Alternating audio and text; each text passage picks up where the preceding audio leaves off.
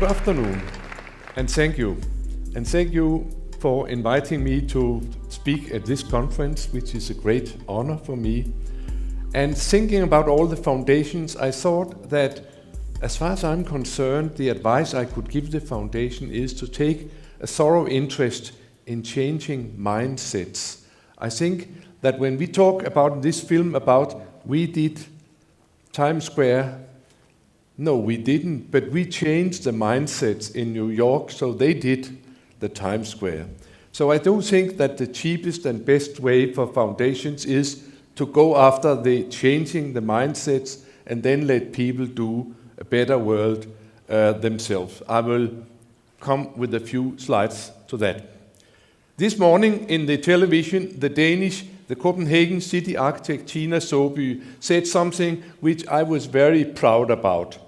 She said that what you have done in the School of Architecture in Copenhagen towards Copenhagen is that you have changed inside all of our minds the way we think of cities. There's nothing to be seen about what we have accomplished in our studies in School of Architecture, but she said that in all the minds, from the Lord Mayor to the youngest students, the mind has been changed, and of which I'm very proud, and I think that's a very good idea. I shall go very rushed through a few history of city planning very quickly. I'll start with a number of major changes in city planning. Around 1960, really this started to explode. We had a change of paradigm. The modernists started to be all dominating in city planning. We started to compose the cities from aeroplanes, from a high distance.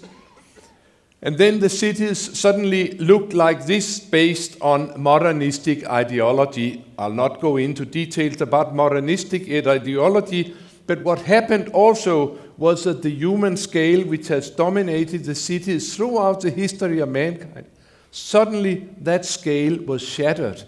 And we could not feel at home in these new places where everything was too big. We didn't realize at that point that whatever we built had an enormous influence on our life and our quality of life and lifestyles. We formed the cities, but then the cities formed us. We didn't know that in 1960. We just thought that life will go on and people will be happier the more grass they got. Another big change of paradigm which happened about that time was the invasion of the motor car, that is in Europe especially. And the motor car came streaming in, and in no time to speak of, they filled every space in the existing cities. And also they brought with them a completely new architecture and new planning. So suddenly everything was based on cheap gasoline, the infrastructure and the way we lived. In the old days, we had 5 kilometer an hour architecture, which was made for people walking, where we could see people, we could meet people, we were close to everything. It was a sensitive and sensuous architecture. Now suddenly everything was done in 60 kilometer an hour. Every space was large, huge signal, no details and no people. They also developed further into 120 kilometer an hour architecture, but people were never very happy about this. Also around 1960, we had a great voice from Manhattan, Jane Jacobs, who said in her famous book, if the modernists are going to plan our cities together with the motorists, it will be dead cities and not the great lively cities we have had of the past. Also at that time, we started to see around the world the first sort of counteractions, like in Copenhagen. They started actually 50 years ago to push slowly the cars back from the most important places. That was very brave. That was a pioneer effort. Also, 50 years ago, I graduated as an architect. And that was a coincidence. But I realized that I was trained with the modernists, and that was the worst time of city planning ever. And that was when we started to train the architects to fly around as bird-sheet architects and drop their individual buildings all over the place without looking at the context. That was my training. I was rushing out to do all this. Then I married a psychologist. And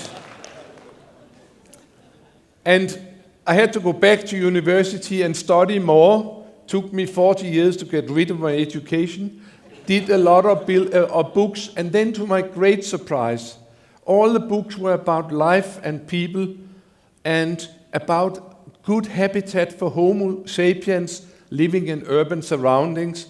And I realized that we knew very little about that subject. We knew much more about mountain gorillas and Siberian tigers than we knew about Homo sapiens in urban environments.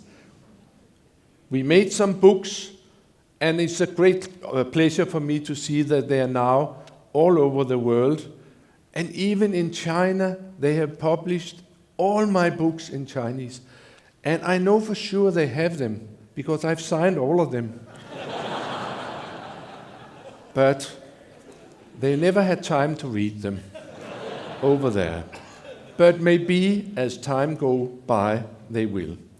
Now, we made a new book, and again, Realdania, or the Me Foundations, and this whole idea of changing mindset.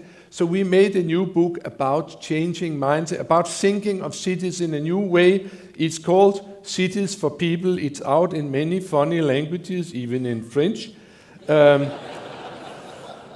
what it sums up is what we know today, that after all these big paradigms which have lasted for 50 years, we now definitely have a change of paradigm. What is wanted now is a lively, livable city, a safe city, a sustainable city, and a healthy city. And my point in my work is that if we take a closer respect and a closer look at the people side of the coin and make good cities be friendly to people walking, people bicycling, we actually address all these issues. We need a lively, livable city because we are living more and more spread out, and we need to meet each other. We cannot live out of cyberspace. We need public space, and we can see whenever we make good public space, people benefit enormously. If you go out and see distortion today, you can see how people meet and meet and meet. We need that. We need that more and more. If we have people-oriented city planning, the cities are more safe. And we have to address the sustainability issue. The more people walk, the more people bicycle, that's fine. But also, good public realm is a necessary precondition for good public transportation, which will in the future play a much larger role. So you have to get to this tram and from the tram in style at all time of the day. That is also very good for sustainability. And then we have new problems coming up. They are very different from Dhaka and to America. And actually, the worst places are, I think it was Saudi Arabia where this problem was most evident. But we need to make city planning so that people naturally move, because we realize we can't expect them to take the escalator to the fitness center, all of them, throughout their life. And we realize that we made worlds which made a lot of people, they don't have to move at all. And moving for 1 hour a day is really crucial for living a good life. So now that has been a very important issue in city planning. So a suggestion for a very simple city improvement policy. In this city, everything will be done to invite people to walk and bicycle as much as possible in the course of their daily doings. That's a very simple policy statement. Copenhagen, as I mentioned, they started 50 years ago towards this. And they have every year done a little bit. And it's so fantastic to be a citizen of a city where every morning for 50 years when we woken up, we realize today the city is a little bit better than yesterday.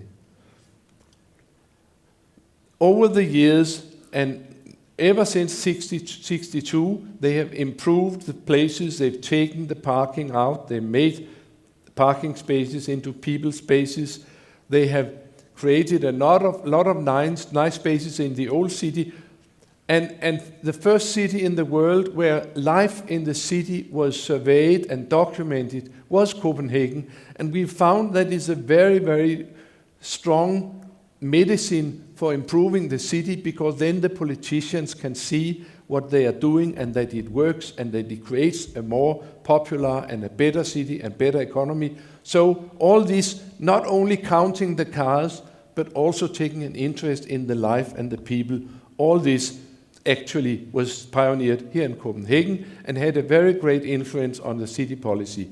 We know a lot about that. If you invite more people to walk, what happens? More will walk.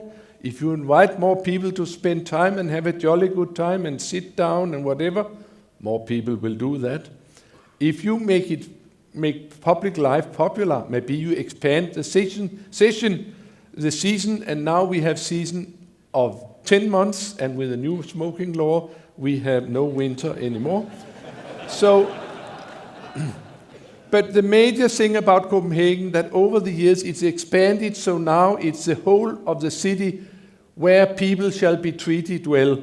So all the streets, which look like 4 or 5-lane streets, are now all of them transferred into 2-lane streets, 2-way traffic, street trees, bicycle lanes, median, so that people who anyway walk across when they need to walk across can do it in safety. It's much more safe, it's much more beautiful, it's much more civilized. Also in Copenhagen now, we have a policy, a city policy, official city policy. We will be the best city in the world for people. It's nice to be in a city with such a policy. Also, bicycles have played a major role. I'll have to rush. By now, we have a complete citywide system of good bicycle lanes with curbs to either side. It's developed into a complete transportation network of all the families which have children in Copenhagen. 1/3 have a cargo bike so they can transport their kids to school and kindergarten. The trick to have a good bicycle system is to organize the crossings where there are dangerous spots. Copenhagen has done a lot towards this, and there's a number of things which are marvelous about the Copenhagen bicycle system. And of course, to have a good system, you shall integrate it with the other systems so you can go long distances and have your bicycle for free in the trains, whatever. Over the years, it's developed into really a city culture. This is the way we do things in Denmark, being businessmen, pregnant women, or children, whatever. And what we found is that the more we've done to invite bicycles, the more people bicycle. 37% of everybody going to work in Copenhagen are now taking the bicycle, and we have some of the lowest rates of commuting in cars in any 1.5 million city in the Western world. Also in Copenhagen, they have now this policy: we are not only going to do good, we are going to be the best for bicycling in the world. That's another reason for having a Danish passport. Last year, a little more than a year ago, we had a new government, and they were sort of green, and they thought maybe we go up to the Queen. So they arrived to the Queen on bicycles and parked their bicycle next to the guard and said, "Will you watch my bicycle? I will go and have my commission with the Queen." No more limousines. They found limousines later on, but this was indeed something which made us all proud. So, are there other cities in the world with this kind of policy now, which is so simple and so cheap? Yes, they are coming along. I could tell you about Melbourne. I could tell you about Sydney. I could even tell you about that Moscow is considering something along these lines. I'll tell you finally a little bit about New York. In New York, the mayor in 2007, he got the chairmanship of the C40, the mayor's organization, and he stepped up there and told all these mayors, "I will make my New York the most sustainable metropole in the world in no time to speak of." and then he had to deliver, and he's made this fantastic plan, New York, in the plan New York, and now they should not commute with cars, they should use metro and bicycle, and they should walk much more, walk this way. The commissioners for transport and planning, they came rushing over to Copenhagen. They were here for 48 hours, and they were on bicycle all the time, and at the end, in the airport, we got the bicycles away from them, and they said, "We want a city like this one. When can we start?" And being New Yorkers, they started right away. Just the year after, they started to roll out a fantastic scheme of bicycle lanes here on the 9th Avenue in the morning and in the midday, spring and summer. And they are rolling this out in all the boroughs of New York in a fantastic speed. In 3 years, they made more bicycle lanes than we have in Copenhagen. And then came this whole discussion, do we have enough space for people? They are in the process of widening the sidewalks, and then they realized they needed some very good places where people could enjoy New York. They found that all the places which was really where people were was not enjoyable. So they decided to close Broadway. And here they are closing in front of Maze, here they are closing Times Square. It was done in 2009, it was done as an experiment, and 6 months later the mayor came out and said it's an experiment no more. It's one of the biggest successes we've had in city planning in New York in the last 100 years. So it's there to be there. And instead of having I love New York, now I sat in a deck chair in Times Square, that's what they do. And New Yorker has gone on with this recreation theme and introduced bison and prairie on Times Square. Change our mindset. And this really is something, the story of my experience as a person over 50 years of working to have better cities, but also of my experience of working together with various foundations, and most recently very much with Realdania, where we have concentrated on changing the mindset, making films, making books. And of course the major problems in the world are not in New York and are not in Copenhagen. They are in Dhaka and Hanoi and other cities in the third world. But it is my hope that it will be successful in investing in changing mindsets so that these people will not have projects, but have other ways of realizing what are qualities of a city. Welcome to the 21st century. Thank you.